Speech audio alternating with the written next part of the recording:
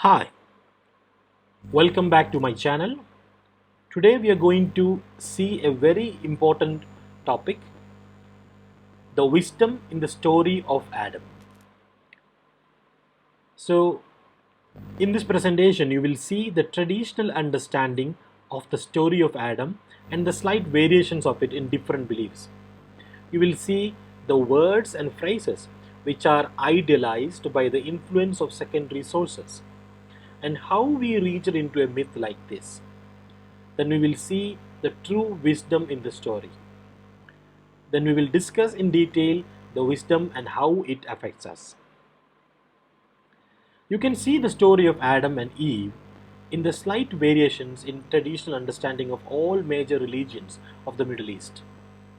The traditional story is that Adam is the first human being and he was created in heaven.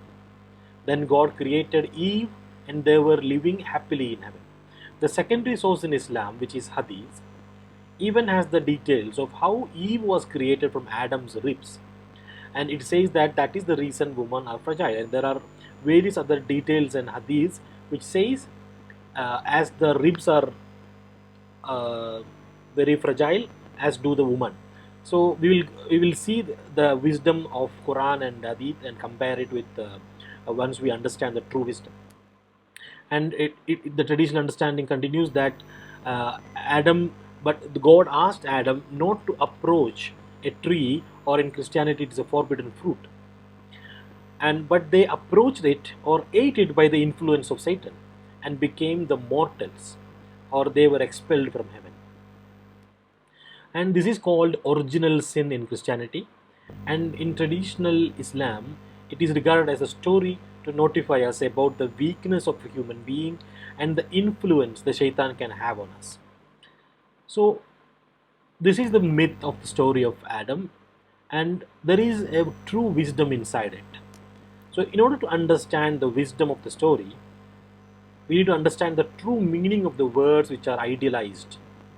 And because of the idealization of the words, we are not able to grasp the real understanding of the explanation in the spiritual scriptures. So the words like Adam, Malaikha, Iblees, Shaythan, etc. So let's look into Quran to understand the true wisdom of the story.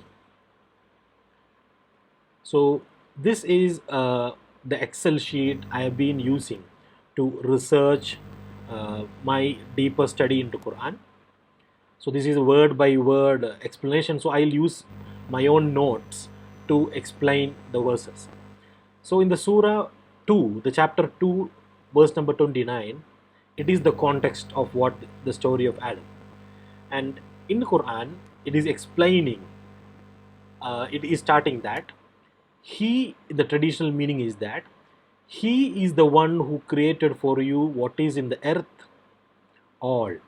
So if you understand the Quran through the eye of spiritual science, or uh, not just a traditional meaning, but if we compare, if I am trying to compare my understanding, my derived understanding of Quran, and explain to you what it is. So he is the one who created for you what is in the Arl. So Arl in the traditional meaning it is earth, but in the deeper science, once you understand Quran deeper, it means, does not mean the external earth that we experience, but it means the place for alighting or abiding. So earth actually is a external meaning. So the deeper meaning of Arl actually is the place for alighting or abiding. That means the lower consciousness, the place where we sense, where we reason. So that actually the word Arl is the lower consciousness. So it will for you what is in the earth all. Moreover, he turned to a sama. So it is saying that the creator who created the Arul and Samavath, well, first he created the Arul, that is the lower consciousness, the sense, the place for sense, and the place for reasoning. And then he created the Sama, the higher, the meaning of Sama actually is the higher, the upper or higher, uppermost part of anything. So It is not the physical heaven that we see outside of us, but actually it is the higher or utmost part of our own self. That means, so this is higher consciousness, and arul means lower consciousness. And the Quran is talking about, the Quran is whole about the inner mechanism of a human being. It is not about the outer world. Quran is talking about the lower consciousness, higher consciousness, that is our senses, our mind, our soul, how we are connected with the Creator, how we are experiencing all these. That is actually the topic of Quran. So that is the topic of spiritual psychology in Quran. And once we see that, we have a greater wisdom in that. So that is what we are going to see. And it says that he turned to the higher or the upper higher consciousness and fashioned them seven Samavath. So it actually the seven. Why it is called seven? There is a very wonderful wisdom in that. So that is an off topic that we will see in later presentations. And he of everything all knowing. So in the first verse, we are discussing about our lower and higher consciousness, how the universe, the universal consciousness or Allah, created the place where we experience, where we are sensing, where we are experience the world. So once we look into ourselves, the outside world that we are experiencing in our senses, actually it is experience, internal experience. The thought, actually it is happening inside a place, and that is ilah, and that is our consciousness. And that consciousness resides in a universal consciousness, that is Allah. So that is the true message of Quran. And let me explain through these verses how it is related with the story of Adam. And when said, you're the possessor, the Lord, Rabb actually is having possession. So when said the possessor to Malaikha, so the key word here is Malaikha. So the word Malaikha is derived from Mim Lam Qaf, and which means, does not mean angels. Though angel is a idolized understanding of Quran, the word Malaikha. So let's see what is the real meaning of Malaika. So these are actually the Arabic lexicons. There are various other accepted lexicons like Sandware, Lane's lexicon. So I use these lexicons to understand the classical root meaning of the words. So for the classical root meaning of the word, mim, laka, malaika, to take in possession, take over, acquire. So there are various meanings, and the nearest meaning, or malaka, actually means a trait of character, natural disposition, aptitude, or faculty or talent. So if you see the whole meaning derived from the root meme la kaf, you can understand that it is not a noun. It's always talking about a quality. So how can only malaika become a noun or become angel when all the mulk is a possession, malik is the possessor, malakat, that means the trait. So actually it's a derived or idealized meaning of malaka. And the true meaning should be, when you compare with the understanding of other concepts of Quran, you can derive that malaika means the faculty, the talent, the knack, or the ability. So the ability of the mind to reason. So that is actually when the possessor told to the ability of the mind. So as I said, Quran is talking about the internal mechanism, the working, the process of consciousness. So in that, the possessor, the Allah, the who possesses everything, is talking to the ability of the mind to reason that indeed it is going to place in the lower consciousness a wise surgeon. So after creating the lower consciousness, the universal consciousness is telling that I have created a framework in which he is going to replace a person. So after creating that, Khalifa means one who has been made or appointed to take a place of him. So as he created the framework, then he is going to emerge that is what is going to bring into being in the arl a replacement. And they said, the Malaikha, the ability to reason, said, will you place in it one who will spread corruption? That is a traditional understanding. So, will you place in it one who will become bad, evil, corrupt? So, yufassidu means to bad, uh, be bad, corrupt, and in it, and will shed for you, for Yusuf, for yes, for yasfiku dima, and will shed the blood. Dima means actually traditional understanding is blood, but once you research deeper, you will understand that it is actually such one is the slayer of such one. So that means actually a judgment, to make judgment without proper reasoning. So the faculty of the mind, or the ability of the mind, is asking the universal consciousness, are you going to replace in it a, thing which is going to judge without reasoning, which will go against the existence of consciousness, while we yusabbihu.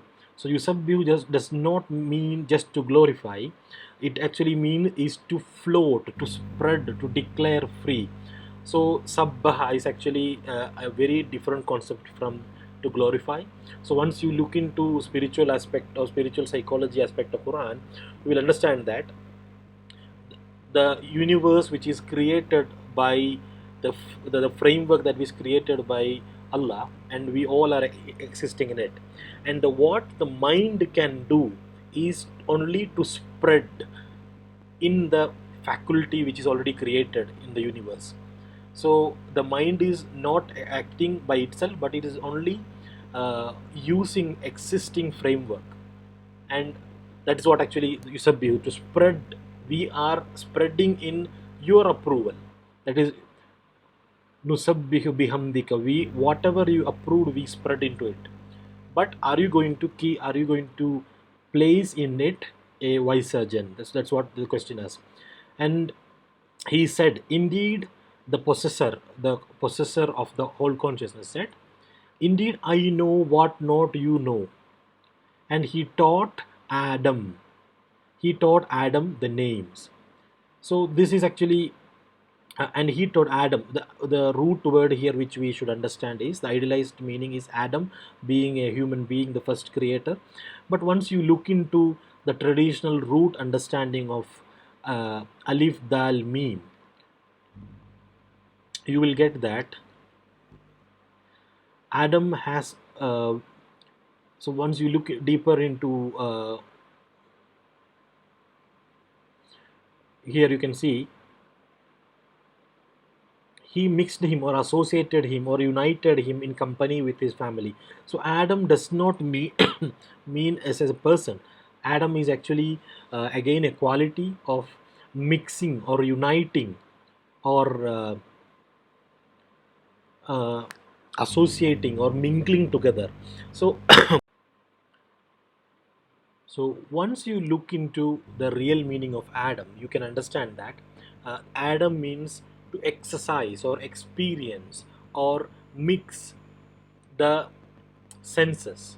So it is the real meaning of Adam means to experience the self, or the exercise your senses, reasoning and understanding and awareness together. It is the wholesome experience of a wholesome experience of a man is what is called Adam. And this meaning is derived, and it is supported with the classical. So if you look into the classical lexicon, you can see that the idman, or exercise or experience or perseverance. So Adam, once you understand the concept of Quran, the various other concepts of Quran, the best meaning that you can derive is actually the exercise of the self, exercising the all the entities of consciousness, that is sensing, mind, soul, awareness, etc. So it says that the consciousness, the universal consciousness, which is possessing the consciousness, taught the experience al asma. So in the previous video we discussed what is asma. So asma is, which is actually ism, derived from seen meme wow.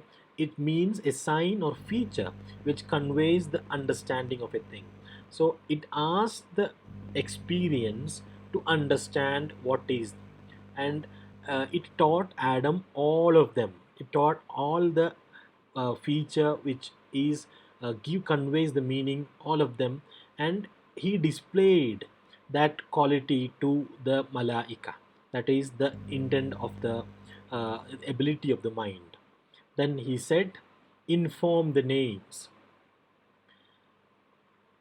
and of these, and if you are truthful. So it is the consciousness is asking to the ability of the mind, do you have the ability to exercise the asma? So it is actually a feature of consciousness where the mind doesn't have the ability to access the higher self. Same as our, we can never uh, understand what is in mind with our nose. We cannot smell what is in the mind.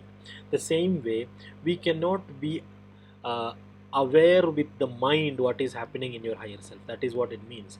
So it is telling the weakness of our ability of the mind, and uh, that is what it means by inform the names of these if you are truthful, if you are sadiqeen, to speak truth in information and narration.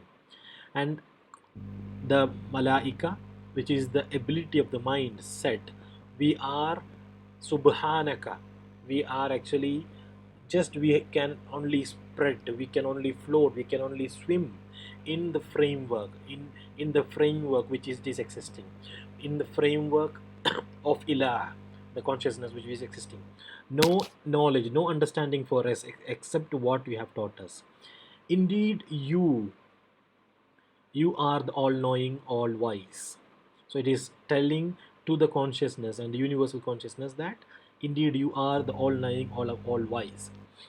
And Qala, the Rabb, the possessor, told to Adam, to the experience, inform their names, and when he informed them of their names. So this is again a timeless experience, a timeless explanation of the experience of consciousness. So it is telling that Adam revealed the names, the experience of a person when he is blissfully experiencing, he is able to understand the asma, the feature through which we can unlock the understanding. And he said, did not I say to you, indeed I know the Aib of Samavath, the unseen of the higher consciousness and the lower consciousness. And I know what you reveal and what you conceal. So when the consciousness in which the mind, the sensing and all belongs, whatever you conceal or whatever you reveal, whatever is beyond the higher consciousness, what is in the lower, everything is known to the Ilah. That is what it means. And when we said to the angels, Asjudu, be submissive or surrender to Adam, that means the faculty or the ability of the mind has to surrender or be submissive to the experience. That is why when we experience happiness, love, when we experience the asma of Ilah, the mind becomes submissive. The mind cannot process, it can only have to submissively experience it, and that is what it means. And the angels, or the Malaika, sorry, the Malaika, the faculty or ability of the mind was in submissive to the experience, to the Adam. So they prostrated, they being in submissive, except Iblees. So Iblees is another word which was idolized. And if you look into what is ba la seen, you can understand that despair, give up hope, become broken in spirit and mournful. So being hopeless, become broken, is only trait which will derail the mind, the ability of the mind from connecting with the consciousness. That is what it is, the real wisdom here. So if you become Iblees, if you become uh, despair, and if you are hopeless, the mind, the ability of the mind to be submissive with the experience is lost. And that is what the process of being hopeless, refused and become arrogant and became of the kafirin, which conceals the reality. So this is the beautiful explanation of the process of consciousness. How being hopeless derails a person, the ability of the mind, from the submissiveness towards the consciousness. And we said, O Adam, iskunud, become still, motionless in your experience, you and your azwaj. The azwaj actually is the coupled thing. So we know, we understood Adam is the exercise of our mind, soul and consciousness. And when Adam is, it's saying that, O Adam, dwell you and your azwaj. So azwaj means the couple things. So for an experience to happen, there should be experience in senses, there should be experience in mind, there should be experience in awareness. And that is what it is called when you are in a blissful hidden experience in your higher consciousness. That is called Jannah. So, and it is beautifully explained here.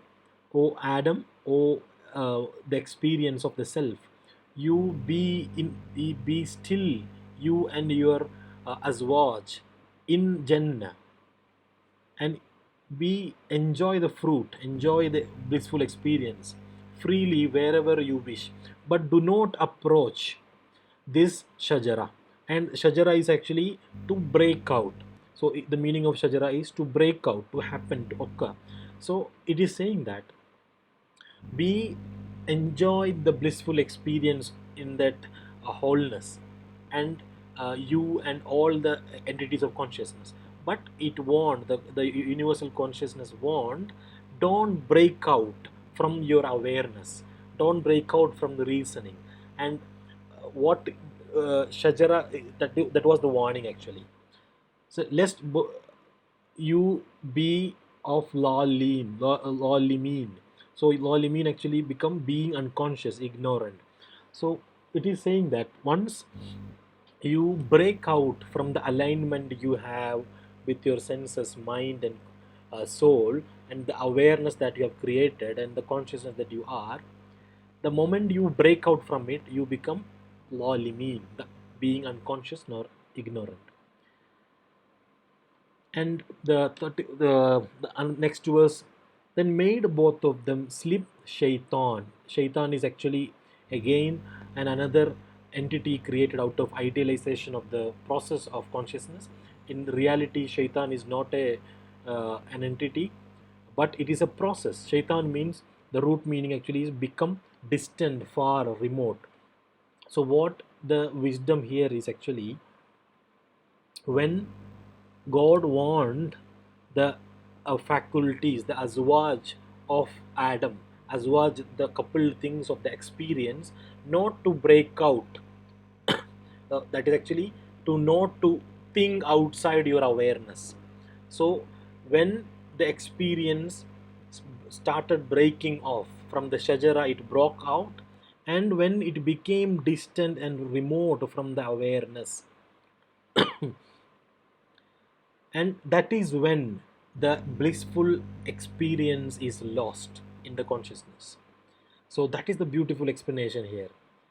And and and then the consciousness said, go down, descend from the high state of being in the blissful experience to the low state of reasoning or judgment, or low state of low consciousness. And some of you others as enemy, or the hostile party, or distant or remote relationship. And for you in the arl, in the lower consciousness, is a dwelling place and a provision for a period. Then received. So this is the context. So as I've tried to explain a very deeper subject in the time that I had, I hope you'll be able to grasp it. So in reality, So in the true wisdom actually about this myth of story of Adam is it is the explanation of the process in our consciousness. So we understood Adam is not a person, but it is the Arabic word for full experience or exercise of all the entities of consciousness. It is not the story how God created human being, we understood that, and how we created a woman from its ribs, etc. Nor is it a story of original sin. But this Quran is actually a spiritual scientific book which talks about the spiritual psychology of a person, the internal mechanism of a human being. It is the wisdom of the process in our consciousness, how our mind and its ability is submissive to the blissful experience of human life. It is the wisdom of how being hopeless and despair is actually against the working of the process of our own consciousness.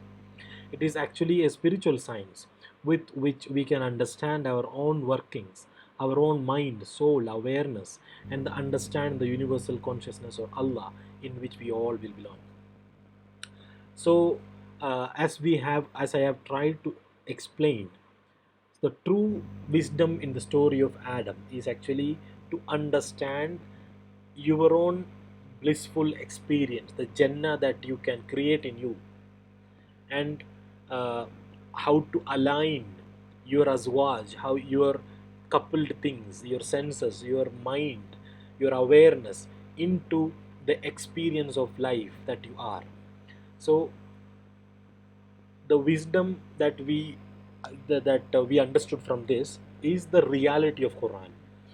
The myth that we know as the story of human being, the first human being, and the wife, and how he created Rab, it's all originated from the misunderstanding of the true wisdom. So I hope by trying to explain the deepest concept through a small presentation might have given some insight to you. And I have been trying my best to decode the whole wisdom of Quran. So this is what I have been trying. So whenever I come across good explanation which I unlock from uh, the already understood concepts, I mark and I make note of it. So I hope this would be helpful for you. And there are various other great wisdoms in the scripture of Quran and all other scriptures. If you understand the core of it, it is a reality for you. And I'm trying myself to contribute my